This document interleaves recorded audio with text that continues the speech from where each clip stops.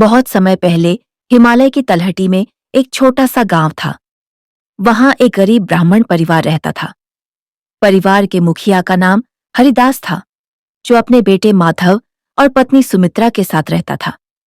हरिदास पूजा पाठ कर और लोगों को शिक्षा देकर अपने परिवार का पेट पालता था। वह अपने बेटे माधव को एक महान विद्वान बनाना चाहता था, लेकिन गरीबी उनके रास्ते में सबसे बड़ी बाधा थी। माधव बचपन से ही होनहार था। वह हमेशा से अपने पिता के सपने को पूरा करना चाहता था, लेकिन गरीबी के कारण उसे अच्छे गुरु या शिक्षा सामग्री नहीं मिल पाती थी।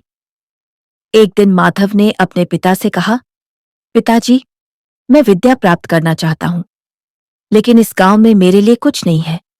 मुझे तपस्या करने के लिए कहीं दूर जाना होगा। हरिदास ने अपने बेटे की आंखों में झलकते दृढ़ निश्चय को देखा और अपनी सहमति दे दी। उन्होंने माधव से कहा, बेटा, विद्या और ज्ञान प्राप्त करना आसान नहीं है। इसके लिए तप, त्याग और धैर्य की आवश्यकता होती है।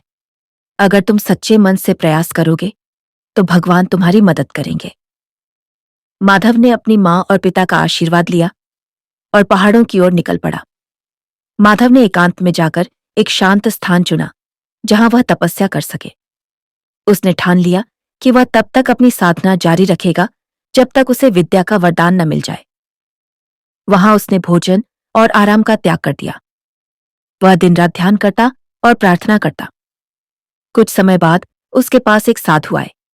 साधु ने माधव की तपस्या और समर्पण को देखा।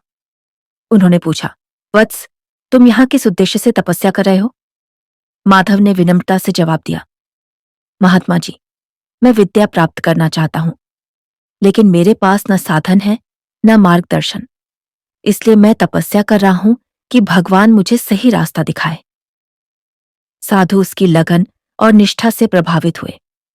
उन्होंने उसे आशीर्वाद दिया और कहा, तुम्हारा तप सफल होगा, लेकिन याद रखना, ज्ञान केवल उन लोगों को प्राप्त होता है जो धैर्य और दृढ़ता के साथ अपने लक्ष्य की ओर बढ़ते हैं।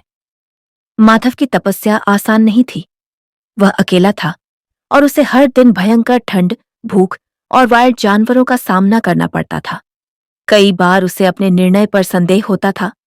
वह सोचता, क्या मैं सही कर रहा हूं? क्या मेरा तप व्यर्थ तो नहीं जाएगा? लेकिन हर बार जब वह हिम्मत हारने लगता तो उसे अपने पिता के शब्द याद आते। वह खुद से कहता, धैर्य रखो। अगर तुम्हारा संकल्प मजबूत है तो कोई भी बाधा तुम्हें रोक नहीं सकती। धीरे धीरे माधव का आत्मविश्वास बढ़ता गया। वह कठिन परिस्थितियों में भी शांत और धैर्यवान बना रहा। एक दिन जब माधव गहन ध्यान में था, तभी एक दिव्य प्रकाश प्रकट हुआ। उसने अपनी आंखें खोली और देखा कि उसके सामने स्वयं सरस्वती देवी खड़ी थी। देवी ने माधव से कहा, वत्स, मैं तुम्हारी तपस्या से प्रसन्न हूं। तुम्हारी निष्ठा और समर्पण ने मुझे यहां आने पर मजबूर कर दिया। मैं तुम्हें विद्या का वरदान देती हूं। तुम अब एक महान विद्वान बनोगे और अपने ज्ञान से दुनिया को आलोकित करोगे। माधव ने देवी को नमन किया और कहा, मां, मैं आपके इस वरदान के लिए कृतज्ञ हूं। मैं इसे अपने स्वार्थ के लिए नहीं, बल्कि दूसरों की भलाई के लिए उपयोग करूंगा। देवी ने उसे आशीर्वाद दिया और अदृश्य हो गई। माधव अब एक ज्ञानी और विद्वान बन चुका था। वह अपने गांव लौटा और अपने माता पिता के चरणों में गिर गया। उसने उन्हें अपनी सफलता की कहानी सुनाई। गांव के लोग उसकी तपस्या और दृढ़ता से प्रेरित हुए। माधव ने अपने ज्ञान का उपयोग गरीबों और जरूरतमंदों की मदद के लिए किया। उसने एक गुरुकुल की स्थापना की, जहां हर वर्ग के बच्चों को शिक्षा दी जाती थी।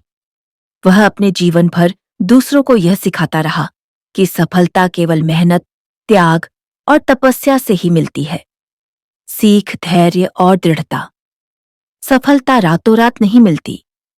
इसके लिए समय, धैर्य और निरंतर प्रयास जरूरी है।